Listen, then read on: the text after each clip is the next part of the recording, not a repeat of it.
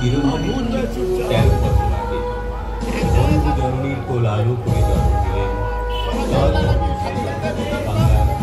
ওই একটু আধটু গেছিলাম, বৃষ্টি শুরু হয়ে গেল। বৃষ্টি শুরু হয়ে গেল আর বেরোতে পারলাম। দুপুরবেলার দিকে হলো না, আমাদের দিকে হয় কিন্তু বৃষ্টি হয়েছে এখন না, দুপুরবেলা। বাচ্চা টাচ্চা নিয়ে এখন